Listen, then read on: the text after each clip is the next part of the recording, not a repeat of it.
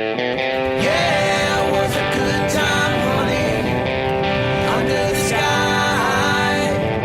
Yeah, it was a good time, honey, just you and I. Feeling alright. Hey, welcome to All Wheels Podcast. This is Evan. I'm here with Max and Brady. What's up, guys? Yup. I really need a catchphrase now. Okay, well, all right. Nobody's gonna hear this, but we're having some technical difficulties. Well, nobody heard the previous intro. Oh, right. We were having some technical difficulties and had to restart this. But I had asked Brady where the hell his you. Oh, I forgot comes that from. whole conversation was even Yeah. captured. Yeah, That's lost all okay. of it. I mean, it was really you giving us your whole family tree and tracing it all the way back to its Yeah. origins. Yeah. My that- grandfather's grandfather. Well, see, back in the Civil War, Yeah. great grandfather Young. Trust me, with our memories, it'll come up again probably in like 4 episodes. Well, all I have to say to that is you. I told you guys, it's fun to say.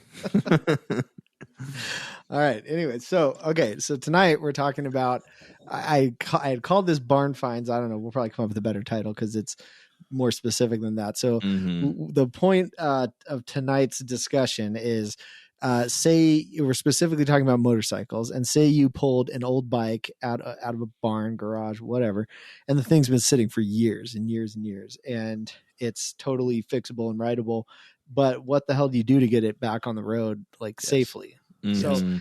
So this came up because of Max. So Max, tell us what you just did. Yeah, like literally just drove out to Iowa and pulled a 1973 BMW R75/5 motorcycle out of a barn that's been there since 1986.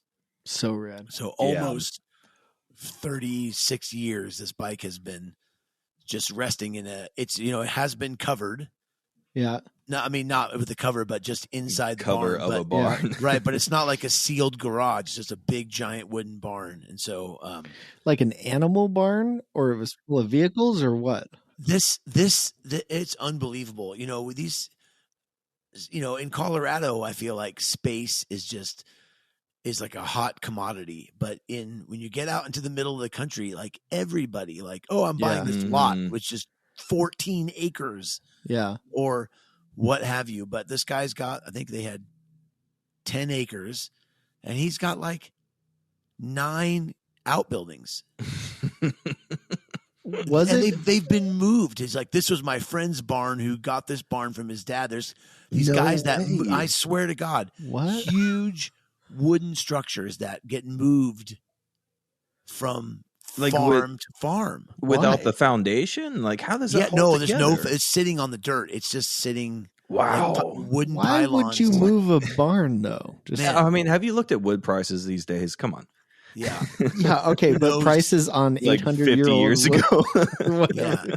Well, the barn that this one came out of, actually, this one came out of a steel barn that he had moved, but the wooden barn, he had a wooden barn that had a 73 Thunderbird and a whole bunch of other stuff in it. Oh, that's the big one, wow. huh? They were just about to pull it down. It was just ready to be done. He was selling off people were coming and pulling off the wood. Anyway, so probably selling it to hipster Californians for the reclaimed wood. Right. For like, Seriously. like $500 That's a true. sheet. Yeah, that's got to be worth something. Yeah. So this old bike, it's a friend of mine's wife, and her dad passed away at a very young age, and they just tucked this old Beamer in this barn, and there it sat, and it was, I'd send a couple of pictures to Evan. It is just caked, encrusted in dirt. It was unbelievable. Like, I just can't believe it's the same bike that I saw on the trailer on Sunday. Like, that blew my mind because that thing was filthy. I didn't see the caked on photos, but can only assume what I saw was not caked on, the after wash photos. Yeah. And that's a really good bike. Yeah. Yeah, it's only got 12,000 miles on it. Like, that's insane. He bought it in 74, so it's a 73. So he bought it in 74, Yeah. and he and his wife like rode it up to Sturgis and rode it all around in the. Where did it come from?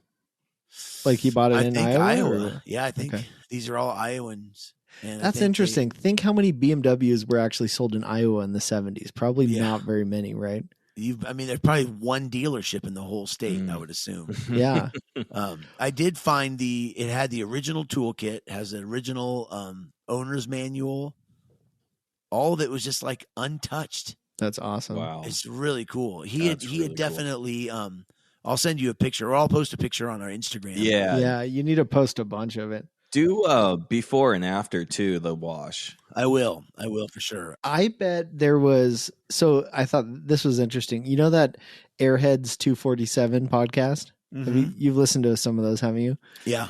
So this dude started this really cool podcast that he does every few weeks or something, and he interviews somebody that has specifically about BMW Airheads, that is a mechanic or makes parts or whatever, like some sort of expert on them. And the last one he did was the dude, you know, the guy Snowbum who has that website, the like tech website, BMW Motorcycle info.com or something like that. Robert Fleischer or something is his name. It's crazy his amount of knowledge that guy's got. So he was on the last podcast 2 hours and it was awesome.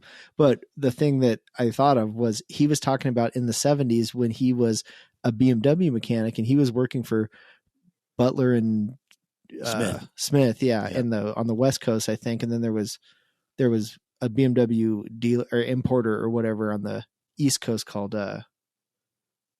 start with an F, I think, or whatever. Anyways, there was only like 2 major importers of BMWs in the 70s that covered the whole country. And then there was a dealer network from there. But he was talking about how there was almost no dealers in the middle of the country, and they would pay him because he was kind of the like special mechanic guy that would go travel around and fix weird problems nobody could figure out.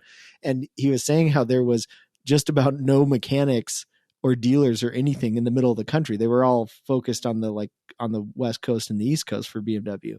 So that just made me think, like, if they were flying that dude or paying him to drive out there or whatever to fix stuff, like there was probably, you know, in the few thousands of BMWs sold in the middle of the country in the early 70s, you know, like, which just makes me think like, damn, that bike's fairly rare kind of for the area, I would think. Yeah. Especially if it came from there and stayed there its whole life. Like that's nuts. Yeah. You know, maybe I'll have to dig a little deeper, and maybe he flew out to California to pick it up, or maybe he bought it in New York, or I'm not actually sure on that point, but I know that like I drove past their old family farm that was like, 400 acres to get to this little plot. Oh, that's so cool. Her aunt and uncle were So were they going to restore it? Like, were they going to do something with it ever? Nope. It just sat. It was always supposed to go to my friend Brad and his wife Joni. Mm-hmm. It's her dad.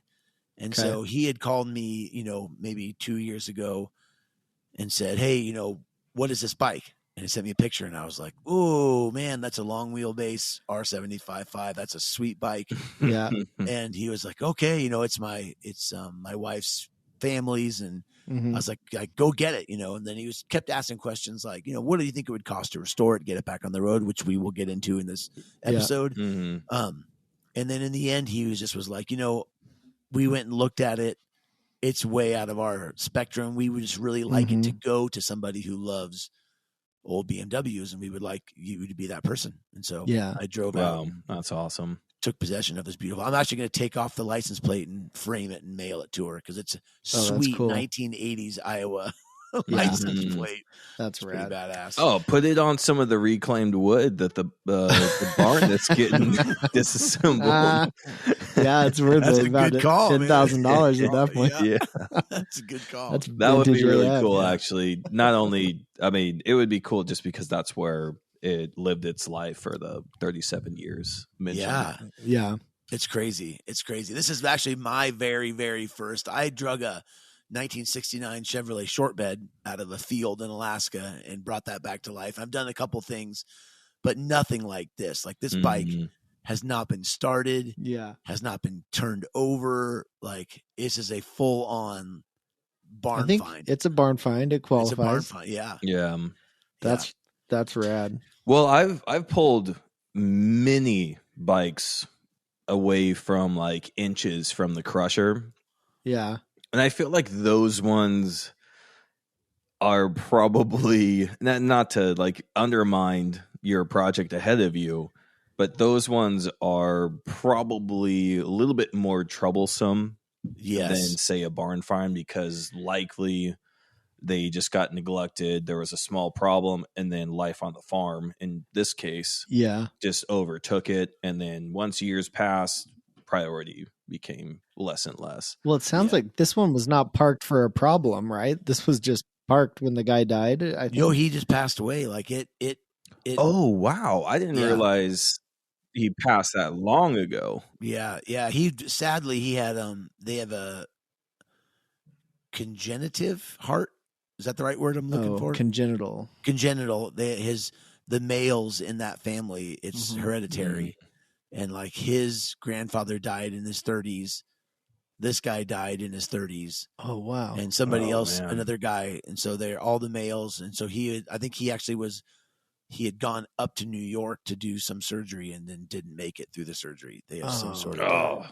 Yeah, she was only 5 years old when her dad passed. Holy shit, yeah, that's it's very brutal. sad. So the story of the bike is very cool, and I certainly feel honored. I felt a little bad decommissioning he had added a Vetter 3 fairing and those Vetters, man. Vetter That's 70s for You gotta see the pictures with this thing on it, man. It was decked out. It's huge. It looks like a Goldwing. So I took all that stuff off. That's why the headlight was gone or missing. It's missing. The photo I saw. Yeah. And so this guy John from Longmont, he came up and took all of it. He took the Vetter fairing. He took the tags. Yeah, really nice guy. We've become new friends. He's an airhead. How did somebody come take that? I couldn't give that Luftmeister fairing away. I've tried to get rid of fairings so many times. I dumped it in a trash. All right, here's something. Try getting rid of a Vetter fairing that was specifically made for a CB550. Oh my god! What was? Really? It wasn't just a regular windjammer? Or no, it was specific. Like the mounts and everything was specifically built for a CB550. Yeah, it's just never going away. Yeah, yeah. I did get rid of it. I mean, I literally got rid of it. I gave it to someone. Yeah. Can you imagine how many Vetter windjammers are in?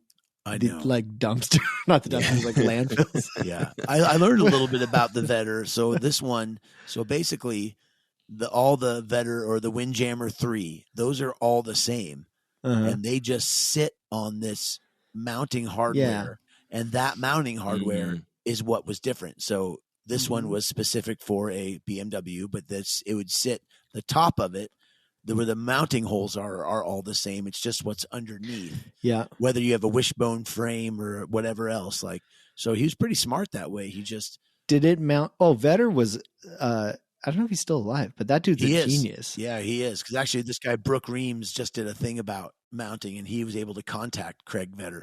He's got a great website that documents a bunch of his, like his history and various things. Remember we were talking about that Harley Liberator fairing that he did for them? Dude. Holy shit, things rad. It's incredible. I know. I think he's awesome. Like, do I want a massive heavy fiberglass fairing? No, but it's not like I don't appreciate what work went into it. Those things are killer. What's funny is when I had taken the bags and the tail bag off and then I took the windshield off because I was towing it home and I wanted to get my gas mileage, save whatever I could. And the windshield was like 4 feet tall. Yeah. So I was standing out there. Chantel came up next to me, my girlfriend, and came up next to me and was like, "What are you looking at?" And I was like, "I'm trying to decide if I actually like this fairing now." Well, do you remember that trip we took when we rode Beartooth and I rode that old Goldwing, that 79 Goldwing with the Vetter on it? It was horrible. I mean, and it's not like the fairing does too good of a job. And if you're riding it in the middle of winter, great, because you literally don't get a drop of airflow over you. You could smoke cigarettes all day long behind that fairing at 80 miles an hour, and you could light them with matches and it wouldn't matter. But riding across the middle of Wyoming in July was the most miserable I think I've ever been on a motorcycle. You just can't get air anywhere. It's so, but they're efficient and they do their job. That's for sure. I've always kind of decided that, like, for the old vintage bikes, I would rather just run clean clean air, no windshield, no nothing. Same. And if I'm going to run like a more modern freeway bike, like a GS, a 1150 GS or a 1200 RT, Sure. then those are the bikes you want the fairings for, because you're doing 90 down the freeway. Yeah. But these old bikes, they don't go more than 70, 75 anyway. And a full face helmet and a decent jacket, I'll take the air. I think the thing is, they were really cool in the way he did aerodynamic testing, and it was a rad design, but I think it's been proven that you can do just about as good with blocking airflow with much smaller and lighter than, you know, modern design windscreens and stuff. So but then you can't get an 8-track cassette player. That's true. Well, I've taken off many windjammers, and the Luftmeister fairing was the first one on my airhead that I've ever removed. And it's crazy because it is like almost an exact copy of the windjammer, but much poorer. So they like took the same shape, same idea, really, really pretty well done copy of the fiberglass body. But then the mounting system sucks. Like, it's mounted, I don't know about the windjammer, but it was mounted with hose clamps. So was mine. Was it? No, it was mine. Yeah, all are. All of the ones so that I've janky, had. but and the frame is wrecked. All the paint's gone on mine. You know. Luckily, they use rubber. They use real thin rubber, and then they clamped it. Whoever installed this thing actually did a pretty good job. Oh, nice. Except they hacked into the headlight and added the windjammer plug, which is a drag. That's the one thing the Luftmeister version did better, was make a plug and play harness that plugged right into the old lighting harness to the board. Not. The fuse block, you know, like you just you remove the old harness, plug this one in. There was no cutting, nothing. So that part's hacked. Nice. It's gonna take me a while to sort all this out. Well, luckily they're not too difficult to sort out. Do they? Well, I guess we'll get into this. My next question. I forgot that this is the topic we're on. I know we're. I was going to get into wiring because again, I don't know old airheads as well as you guys do. I've only worked on a few, but wiring, I've always had to wire from scratch every airhead I've worked on. But also, I was changing everything too. Right. I mean, they're pretty good if you're running. If the harness was in good shape and you're running the stock controls and everything, there's really no point changing it, especially if it's running a stock charging system. Like 60-year-old wiring at this point? I'd say they tend to hold up better than most of the like old 70s Japanese harnesses I've seen, mostly because of the connector style they used. Oh, okay. Well, they didn't use those plastic connector bricks for everything. like 20 years in the sun and it's already you've seen how many CBs have you seen those on where they're disintegrated? All of them, you know. And Harleys were like that. Like all those didn't last, but BMW used mainly spade terminals, like. So and they made connections at a junction board in the headlight.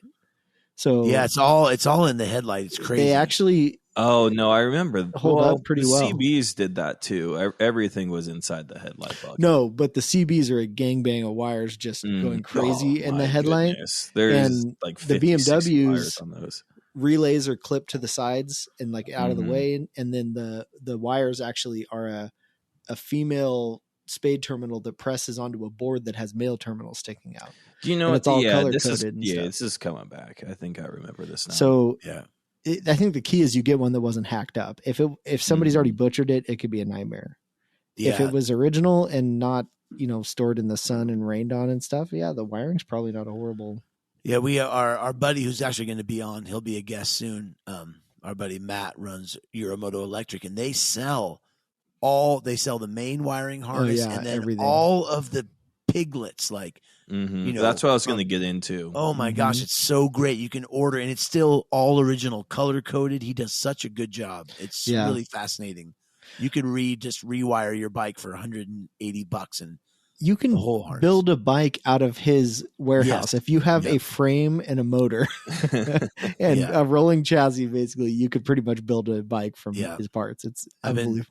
I've been amassing a list from Euromoto. I'm bummed we didn't save Max for the last What's in the Shop, because we could have just led right into. collecting your own list into it. Yep. Because I still have like so many questions about your bike specifically, of kind of your plans and everything Yeah. that fall into what we're talking about. Yeah. But I'm pumped for you, man. Like I said last episode, like you've been talking about this bike since I knew you, which isn't relatively long, but yeah, it's been a long I'm time. super pumped. It's been a long time waiting to do this drive. Like post accident, I haven't really done any sort of adventure, and so driving out to Iowa was fantastic. Hanging out with my daughter for a week, and then just icing the cake by. And she came with me. Yeah. Emma got to come with me. And nice. We drove up. We stopped at some little tiny town, a diner to get breakfast. It was awesome. That's classic, great. Like no computer, like everything's handwritten. They stabbed the ticket. Like the dad was cooking, the daughter was working, the mom was doing something in the back. Like it was classic. And then we went up and met my friend Brad's family, and he had so much stuff. You guys, he had so much stuff on this farm. He had a 55 Chevy stepside just sitting there. He had a 62 Galaxy XL. He had that 73 Thunderbird T-Bird. He had 4 Mustangs, three convertible Fox bodies. Oh, 73 is the Haas, dude. That's the Haas. Thunderbird that's 20 feet long. Dude, it's so big. It's so big. With he had porthole windows on the pillar on the back. He had like 70s Volkswagen. He had a 67 Dodge van. He had so much stuff. Just, it's a classic, like, Iowa But farm. was any of it like drivable, or was it just sitting there? No. Well, the Fox bodies were. He has in one of his garages was a nice garage that was like covered and well done, and that's where the convertible Fox bodies were. But everything else was just out, just sinking into the earth. Was it his stuff he collected, or was it like it was like a friend dropped off the Volkswagen because they were going to pay for it, and then the guy was going to come pick it up, and the guy never did, and then his grandson died. It was just like, and he like seemed to know. He had like.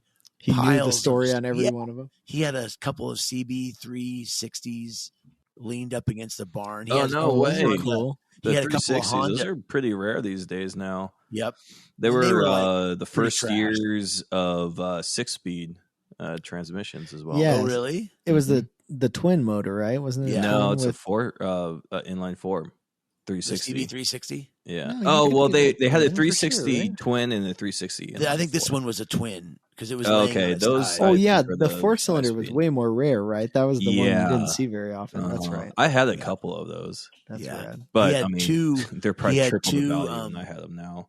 2 Honda 305 Dreams. Oh, those. Those are cool. so cool. They're so cool. Have you ever ridden one of those?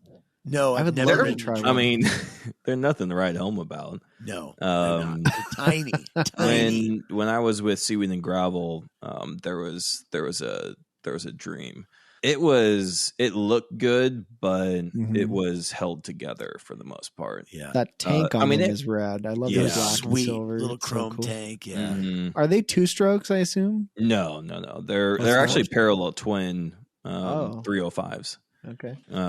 They look like they came out of the 50s. His was the orange one. He had 2 orange ones. Oh yeah, I'm looking at a picture of an orange one. Nice. Yeah.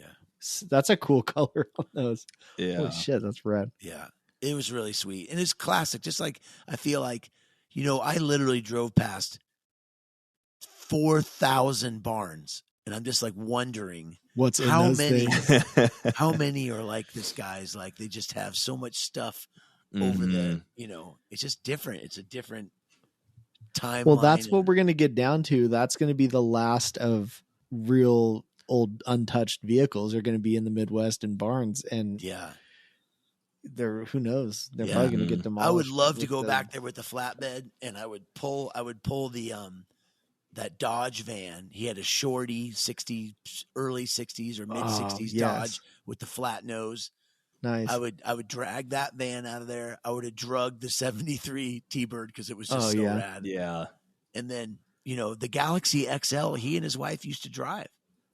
That's cool. She was like, I wish you would get it running. And I'm looking at it. There's no interior. I'm like, I don't think it's just like put a battery Maybe in someday. Yeah. This thing's like sinking into the earth. Dude, you need to start a show like American Pickers, and then start driving around like That's it. picking. I'll pick all the stuff off this guy's farm. Start at his house. Rick's Barns.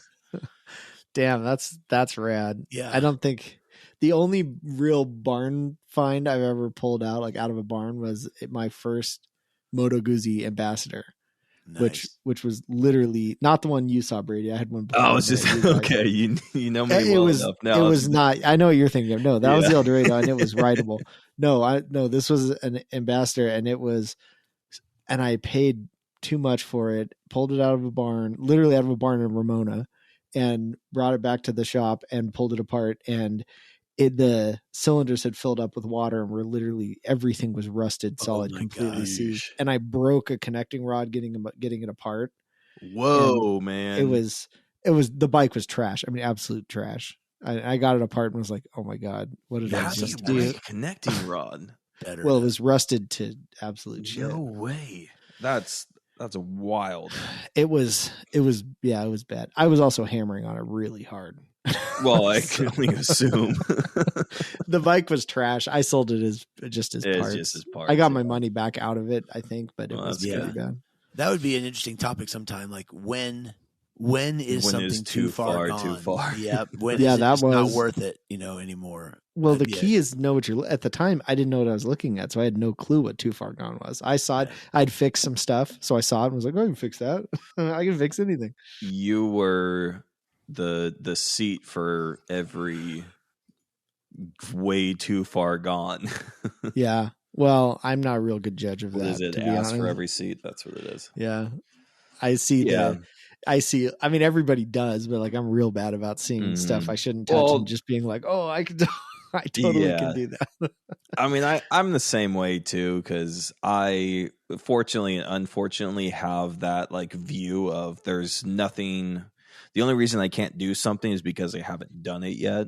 Yeah. And so I usually am very optimistic when I see anything.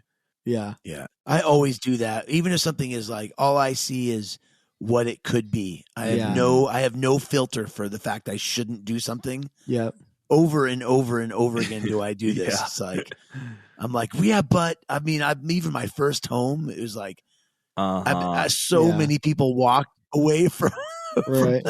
I was like, no, I can do it. But this applies to our topic because it's not a bad idea to like apply some critical thinking to that thing you're about to pull out of the farm. And probably because of what we all just mentioned, I didn't even think about that aspect. Yeah. Of like, is it too far gone to begin with? Yeah. And I feel like there's a couple of avenues off of that point, which is like, one, is it even worth it? Like, do you really want to like dig super deep into a 1982 Virago 750? Like, no, it's not even going to be worth it, for one. But but think about where's the price point where that's worth it? Like, say you needed a cheap bike and let's just say you got it for free, but it's in the same condition that BMW is. I know it just depends on the person and the situation, but there's a lot of factors. Like you could look at it and be like, oh, well, this could be worth it because I really want a bike and I'll put in the time. I don't know. Me now, would I do that to a Virago? No way. No. But I've had Viragos and I don't want another one. So, But there is that point too where it's like sometimes, and I think you guys can agree with this, and I think plenty of people out there will. Sometimes that is literally how you learn. Like you could research and do everything you want, but the only way to like get real knowledge is to go get something and then be like, oh God, that was a mistake. I better find something different. Get in over your head. Right. As soon as you've done that, then you've started your checklist. Like, okay, I'm not going to do this again. I'm not going to, but if you have no starting point, then sometimes you just got to ask a buddy or ask a friend or phone a friend and then just go for it. And well, I tend to think if you haven't done it, you should and do it just to get in over your head. Cause that is the only way you're going to, and it's a good crash course too to see if you actually care, because when you get into that point, you're going to find out it's going to become real clear to you that you're either super into motorcycles and this is your jam and you're going to get to the end of it no matter how shitty it is, or you're going to realize, God damn, I like riding these things, but I have no interest in this kind of shit. And that was some of the questions that Brad and Joni had asked me. Were like, okay, so what is the bike? You know, what's it going to cost to, because they don't have any skills. They were going to drop it off. And then they were like, well, what's it ever going to be worth? And so those are poignant questions when you're, you know, if they would have said, hey, my dad rode a CB, 360 twin, I would have been like, no, don't, just sorry. You could clean it up and stick it in your living room or whatever, but don't worry about spending $7,000 on a CB 360. But it just so happens that it's a sweet vintage 1 year only BMW. Yeah. Is it really? Yeah. 73 is the only year of a long wheelbase /5. Okay. Yeah. You did mention this like many episodes ago. Yeah. It's totally geeky stuff, but it does make it makes it I really, have learned from just you two alone that BMW is super geeky. Airhead stuff is ridiculous. It is the most insane. It's just as bad as Harley in a totally different way. Like I've found, like it's just as strong of a like following, but totally opposite type of people, it seems like. And then I feel like there's people like Max and I who like we walk the line between liking all these different things, but a lot of people don't seem to, especially BMW guys. A lot of them seem to be pretty freaking diehard about just those bikes. Yeah. And people are like encyclopedias about them. Yeah. I feel like Harley's a really good comparison because it's like one of the only other brands I feel like you see it's that just level so dedicated of dedication and knowledge and stuff. You know? I know, and what's really funny is like they're like opposite sides of the coin that just battle. Like nobody talks more shit about Harley people than BMW, and nobody talks more shit about BMW than Harley riders. It's like, and they're both 100+ year companies. Yeah, it's just so funny. But that's why I like being the one that the prophecy foretold would be able to walk between. To be able to walk between the Harley and BMW guys. It's so funny. And they both have their, like, I think I've told this story to Evan a couple times, but I did I went on this like local chapter BMW ride, and I show up on my 71, my other /5 toaster tank. I pulled up and, I just wearing jeans and a leather jacket, open face helmet. And these guys are like decked out. Everybody's riding a GS with like aluminum bags, the full on like climb kit or stitch kit, BMW underwear, head, the head talking stuff, like just full on thousands and thousands and thousands of dollars. And I was like, whoa. I was like, so where are we going? They're like, oh, we're going to ride around the reservoir to LaPorte Pizza. Just 10 miles. I mean, tops. Maybe. I was like, wow. And nobody would talk to me. Nobody would hang out with me. I was just, I stood there by myself. These guys are just like, oh my God. And I was like, this is what people hate about BMW people. These dudes are geared up to ride to Namibia, and you're all gray hair, all like ex-lawyers and doctors, and oh my God, high vis helmets, high vis jackets. That's so funny. Yeah, but because I feel like that the stereotype is real for those dudes, just like the hog vest wearing like, chapped up leather Harley dudes. When I went out to Sturgis in 2000, and it's the exact all the cheesy things that everybody says. Was all that was at Sturgis. Yeah. It's like no shirts, leather vests, jeans. Right. Everybody's tougher than the next guy. They have names like, Butch and Paco and, Roy. Yeah. And not saying anything bad about it. I mean, I'm assuming. I mean, because I still wanted, when I was younger, I still wanted to at least experience Sturgis. Yeah. Yeah, I want to go sometime just to see it. It's nuts, man. It is nuts. At this point now, it's like same with acid. Like I never was able in my generation when I wanted to take acid, and was able to get it. Anymore. I mean, and now it's like, okay, well, I'm not going to do it. Yeah, now. do you need some or what? And that's kind of how I feel about Sturgis now. It's like, Yeah. like I would have, but now it's like I don't really care that much anymore. It's just too much, man. It's like it's like, I don't know, Woodstock or Coachella. It's like you can't do anything. You can't move. You can't park. You can't go in anywhere. Yeah. It's just total chaos. And it just, I was with there. I lasted a few days, and it is not anything. It's nothing of the reason that I ride motorcycles. Yeah. Yeah, it just wasn't. that covers it. It wasn't for me. And honestly, for me, it would just be the ride. Like, Right. is what I'd be most pumped on. Right. Yeah, but that's a cool place to ride to. But you can also do it when there's not a huge rally. without Yeah, Evan and I have gone- festival or whatever you call it these days. It is a festival. Yeah. Yeah. Evan and I have gone. We've gone multiple times and camped out and just rode all those rides in. The roads are killer September. around there. It rips. It's beautiful. It's water and We went Mhm. what in July or August last year or something, or 2 around years. there? We did a couple years. Where did we go last year? We went to Hill City. We camped at Hill City. Hill City. Yeah, that was rad. We went swimming at all these lakes and stuff, and like Yeah, cruised around and drank beer up in the mountains of the lake and stuff. I was loved great. it. I thought it was awesome. Yeah, there's lots of reasons to go, just not necessarily. But we for did a the lot of festival. riding and had a lot of fun. And Yeah. I don't know. I forget what we were even talking about. Yeah. Well, we're still on what's in the shop for Max. Well, that's kind of the topic, I guess. Yeah. I don't have much to say anyways as far as what's in my shop. I did start semi working on my Triumph TR10 project. Oh, nice. What'd you But do? it's mostly just because it's been sitting outside for some years now.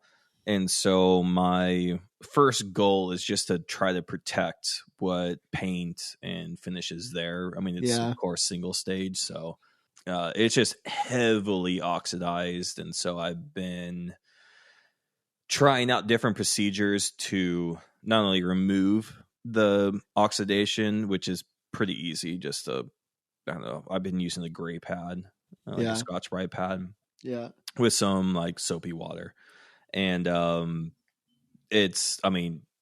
beauty of single stage paint is it comes right back. And so I'm not worried about, it's been sunburned many times over. So the patina that's there is not only really cool, but it's also like, this is like my family, like part of my family history, where my grandfather bought the car brand new in 58.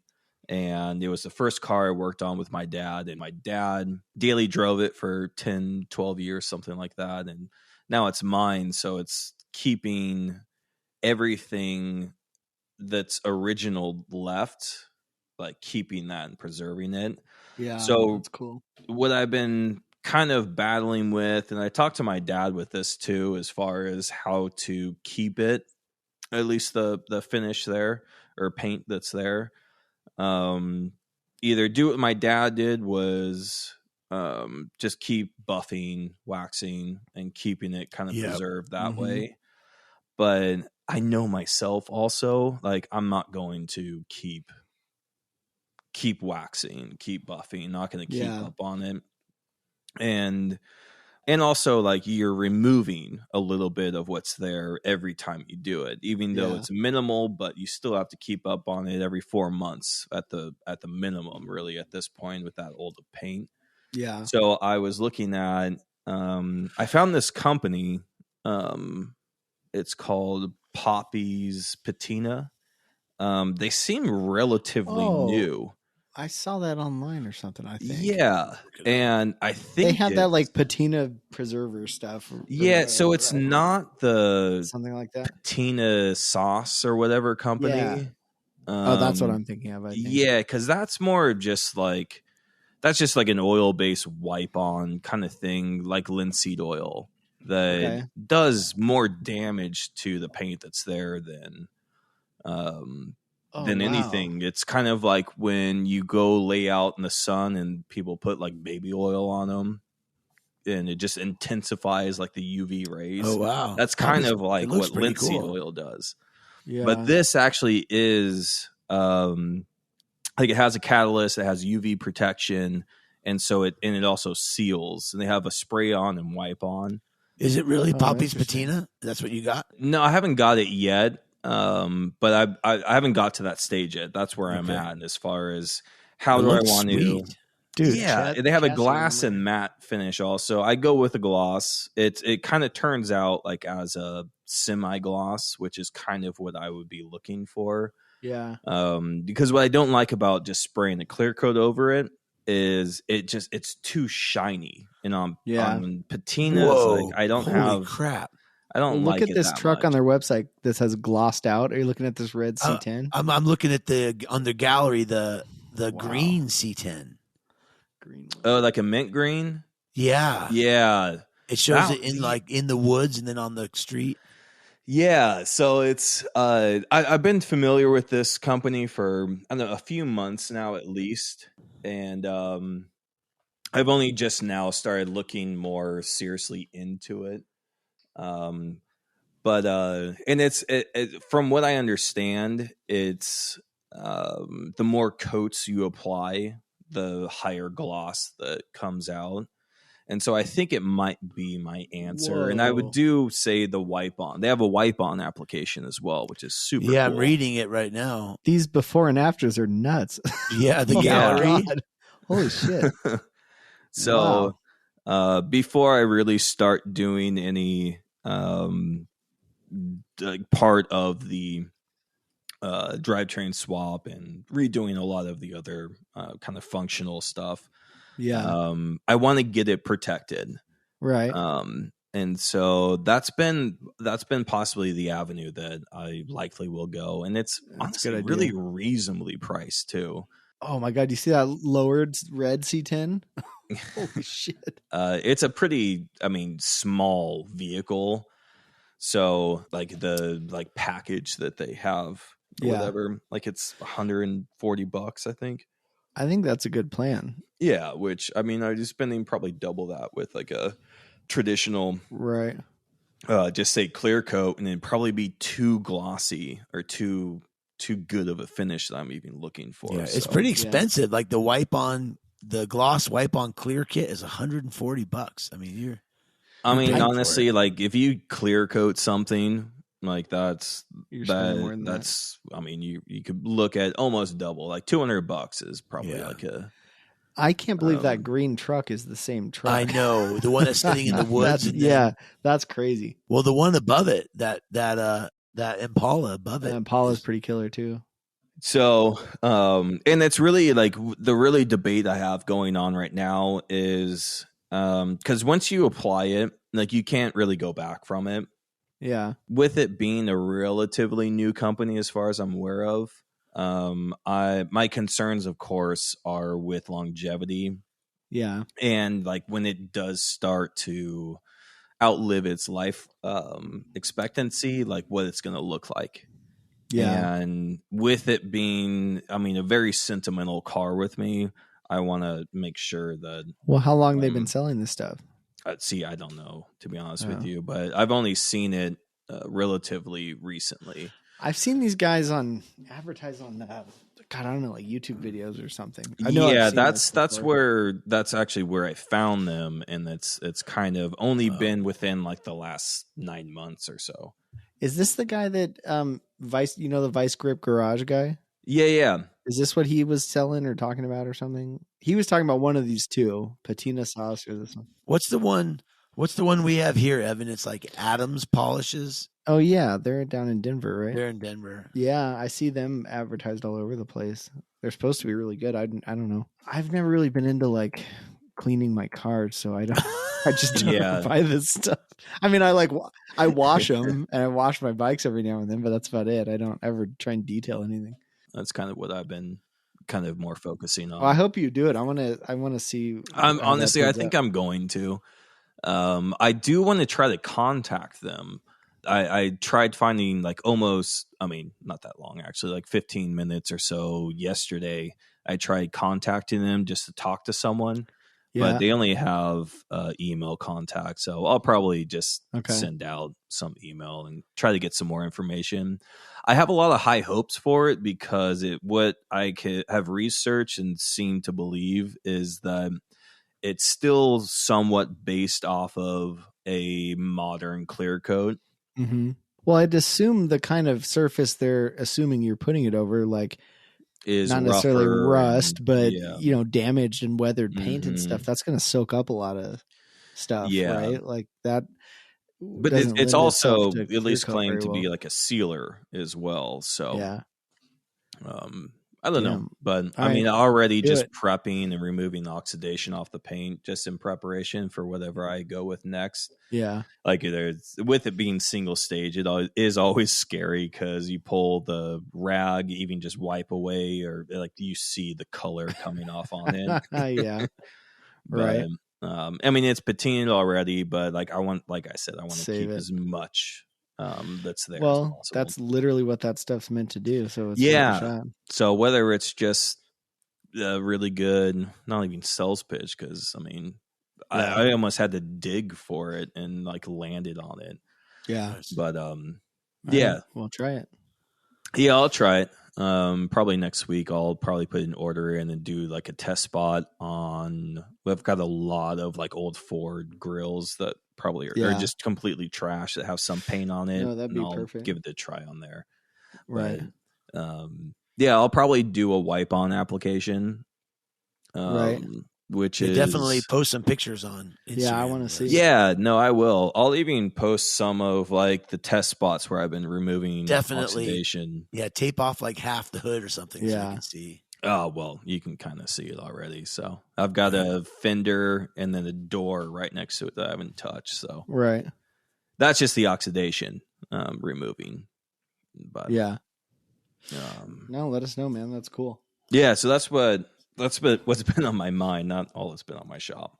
I haven't done shit. I've been riding the Airhead because I finally finished it. So That is more than you're describing. That's about it. That's success. Well, it was that bike turned out good. Then I've just been riding it and then fixing little things that annoy me as I start putting miles on it. Like I found out that bike, the odometer shows 26,000 miles on it, which I think is pretty accurate. But then I rode it on Sunday. It's not counting.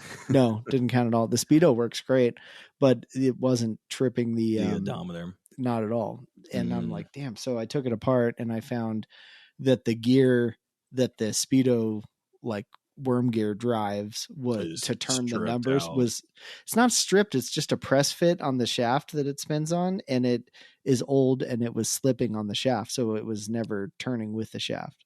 So I took the whole speedo apart, found the gear. It was a metal gear and a metal shaft, and it was just slipping. So I epoxied it. I just like used a toothpick and I epoxied all over it. And so now it's like completely sealed to the shaft, so it can't move. But now it spins with the shaft. So then I put it all back together and it works great. Oh, nice. So anyways, we'll see. I don't know that it'll last forever, but it's working fine now. So that's about it. Just little stuff like that, like a few little drips after riding it. So tightening stuff up, and you know, I'm going to run it for a while, check the valves again, and then I think send it. It's good to go. Hell yeah. Yeah, I saw the first photo of it like fully completed and back together. It turned out good. I got it cleaned up good, and I It's polished up awesome, the paint as man. much as I could, and Yeah. it came back to life pretty nice. No, it looks great. It's a runner, man. It sounds like a good runner. Yeah, it's sweet. I filmed a video of the exhaust because somebody, I forget who it was, somebody was asking me about it, but I've got a good video showing that sport exhaust that's on it. So I'm going to put that on YouTube soon, I think, because it sounds pretty badass. Like it's the best sounding Airhead I've ever heard. And those things are hard to get to sound okay. Like typically you don't bother putting exhaust on them because they're just not worth it. Yeah. But yeah, it sounds pretty good. I'm happy with it. It's a good bike. Nice. So that's about it.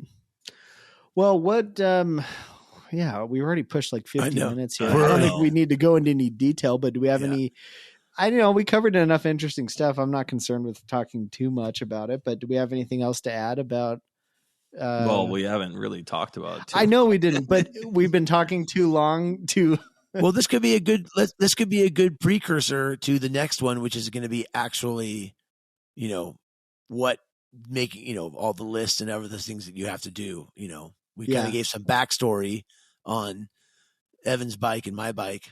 I can do a little bit more, just, you know, backstory on the R75.5 and what the Well, plan's but that's gonna be. also don't- assuming that people are interested in listening because of what we're doing.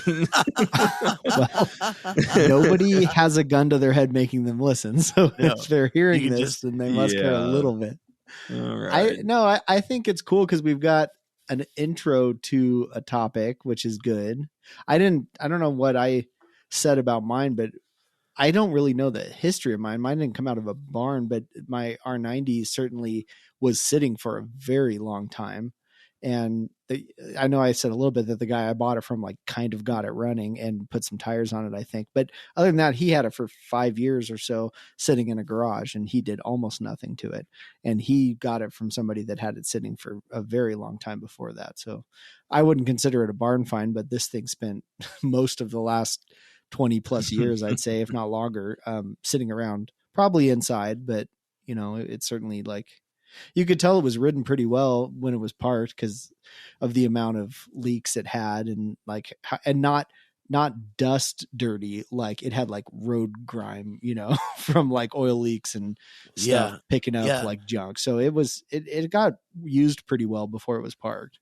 Yeah, negligence is just as bad as a barn. You know, like if a bike is just not maintained, and you know, you might buy a bike that in some cases a barn is better than it could be better. negligence. Seriously, In your case, absolutely. yeah. That's why I probably attacked it a different way than Max needs to, but I replaced everything that wears out from either use or time. And a lot of it is not hurt by, on this bike was not mileage related. And that's going to be like Max's too with 12K on it. But it didn't matter. You know, a bike sitting for 30 years, like the linings of the cables don't hold up very well. Like they're crusty and like they don't move smoothly and, you know, stuff like that. So, well, I think we should just title this one Max's Barn Find. I like that. Amen. I just posted some pictures on Instagram of nice. Okay, good. of just picking it up in the trailer with the bags and the fairing and pre spray off. Nice. And then I'll load some more pictures post spray off and the removal of the fairing and removal of the bags. And then sweet. I think one of the, you know, kind of wrapping this up a little bit, you know, we talked about going for it. And then what it's, you know, this is my 50th motorcycle. You guys are probably somewhere around the same, whether it's a motorcycle or a car. And so, you know, once you start to make your checklist of what the understanding and the knowledge of what you're going for, you just have less and less fear. And so for me, attacking this project to go to get the bike, I just have absolutely zero possibility that I'm not going to get it to exactly where I want it, you know? So, the fear turns into excitement. Excitement. Really. Right. And so I think Evan, you know, he just finished his, you know, 8th motorcycle in a row that he's taken down to the frame. And well, you know, he just starts to become like this love and this passion. And so I think, you know, Evan just finished up his, I'm really excited to start this one. And so we'll come at it from that aspect of the kind of the no fear angle, but we can get into, at least next episode, we can get into some things that might come up. And then if they do come up, how you can tackle them and how you can approach them. And think about, since you're about to jump into this, think about explaining how you're planning it, you know, like what's your thought process for like, okay, I have this thing. What exactly am I going to do? You're going to order all these parts up front? Or are you going to tear it down first and make a list? I don't know, you know, what's the best way to attack it? Yeah. So maybe we'll get in. And I think, my voice is like, gave up on me for a Did second. you just say, Geez, you all right? Yeah, I guess you. I feel like on my bike, I went into it, I knew a bunch of stuff I was just doing no matter what. And honestly, some of it didn't need to be replaced. And I just did it anyways. Like stuff like I put a new oil pressure switch in it because they leak sometimes. This one didn't leak. It was original. But do I want to deal with it in a year? No, I just want to finish this thing and put miles on it. And I don't really want to replace stuff later. So I did, you know, all sorts of stuff. And then I did suspension and ignition upgrades and starter upgrades and charging system upgrades and all that stuff. And because I just figured, why not? I'm going to do it all at once and do everything I would possibly do on this bike, because the parts aren't super expensive and I got a good deal on them anyway. So I was just like, why not do it all up front while you have it Yeah. apart cleaning stuff? Might as well. Yeah, exactly. It's that demon of, well, while I'm here, Yeah, that can get out of hand quickly. it too. can, yeah.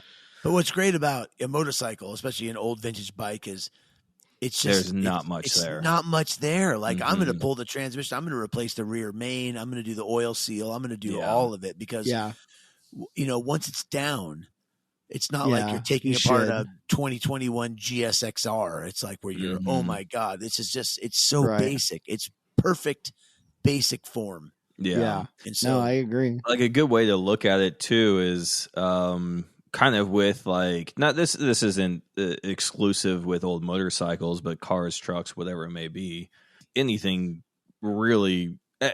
I can go on for this for no reason whatsoever. But is think of it like if you've ever broken Don't cut like a yourself bone- off. No, I need to. Trust me. If you've ever broken a bone, say, or like ever been in like a cast where you're completely isolated, yep. Yeah, and then as soon as you get that cast off, it's not well learned or lubricated. I guess I don't know. Yeah. So it gets. You guys know where I'm going here. I'm not following. At Are you all. serious? I'm trying really hard to. Okay, let me start over. I'm Let trying me really start hard over. to. Do you have another shot? Dude, No, I think that shot just kicking in. I'm so lost. Give me like when give me a lifeline. Say you. So I got a cast on. So you got a cast on. Okay. There's your arm, leg, whatever, some kind of extremity. Okay. When you get that cast off, like it seems very foreign. It doesn't quite work the same that it used to. That's kind of how, say, seals are, or anything that requires lubrication while it moves. When it you're comes talking to and cut combust or starting to internal use combustion. this thing again that's been stuck forever. That's Yeah, kind yeah. of like how Okay. old internal combustion engines are. That's Got how, it. say, suspension components are. Things that are designed to move. Yeah, Once they sit, that's true. because there is some tolerance that's required to have a movable joint. Yeah, It becomes comfortable in that say stagnant state. And Yeah, so that all makes those things you have to think about that are potential replacement, rebuild, whatever it is, points. right. And that's kind of with the tackling any job that's been sitting for a while. Yeah, That you kind of have to think about and at least keep in mind that this needs to be tackled or at least checked, right. or just to save a future headache, Yeah. replaced or rebuilt, like I said. No, that's a good point. I worry about that on the R90 because I did not worry about checking the clutch or the main seal or a big thing on BMWs is eventually you need to lube the splines between the transmission and the motor. drive shaft or So no, the drive shaft I side's see. fine. It's in an oil bath in the drive diff. shaft tube. Are they or called whatever. diffs? I don't remember. Yeah. Well, is it? Yeah, No, it's a maybe differential. not. You mean the final drive? Yeah. Yeah, I mean, no, it's because the differential needs to differential in the split car between is two a final wheels. drive also. Yeah, but it's not a differential because it's not Oh, differentiating between two shafts. how right? have I been in this game so freaking long and not put that together? Yeah. So no, it's not called a diff. It's just a pure and simple final drive. No, it's because nobody ever wants to split the transmission. Why would you? It's a pain on that kind of motor to take the trans off the engine, but eventually you need to, because if those splines run dry, they don't put much grease on them, and then they get dried out, and then there's nothing lubricating them, and then they start to wear, and then everything gets sloppy, and then it gets worse and worse and worse. But I didn't do that yet. Yeah. I figure this winter is when I'll do it. I'll take the transmission off and check the clutch and the main seal and all that stuff. Mm-hmm. But that kind of thing, like what worst case, I'm not going to drive it until the splines strip out. And worst case, even if the main seal starts leaking, I'll trash a clutch. But okay. Yeah. I mean, the clutch is a consumable item anyways. Yeah. Nice. That's a good But term. on Max's bike, that's a good idea. Mine was already running and I could ride it a little bit and see that it didn't have any major issues. So it was like, well, okay, that's not urgent. Yeah, On yeah. Max's bike, I don't know. Yeah. I'm That's probably a curious good idea. on like how deep we go as far as like what you should do and then what you can get away with. Yeah. I feel like we've talked a lot about that already in various Yeah. episodes. Well, I know, but like even you mentioning like clutch plates, Because we all like know what you should do. I mean, but- there's been some times that and this is personal bikes, of course, where Of course. I have just roughed up clutch plates Oh, nice. and then stuck them back in. Okay, and but had there's no some gray problems. area there if they have some meat on them. That's very different from like Put a little toasted sawdust. oil soaked. Yeah, throw some Yeah. sawdust. in it. Yeah, some sawdust.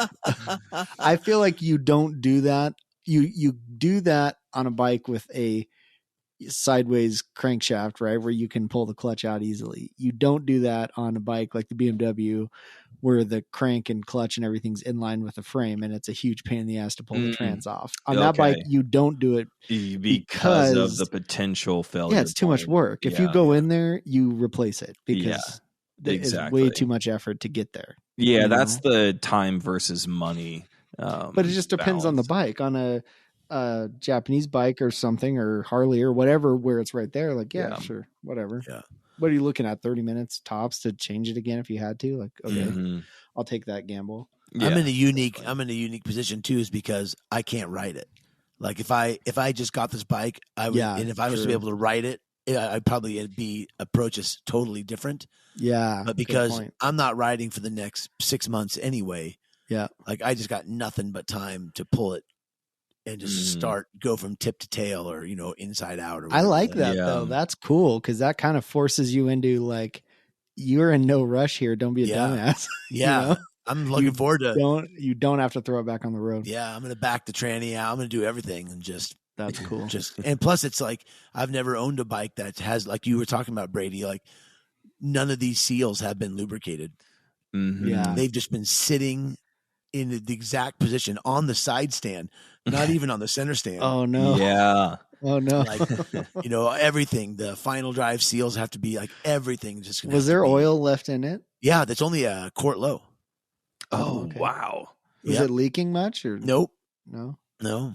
It just sat. Interesting. It just sat crazy. If they would have put it, checked how much of that is like moisture collected in there. Exactly. Who knows? Rat piss. Yeah.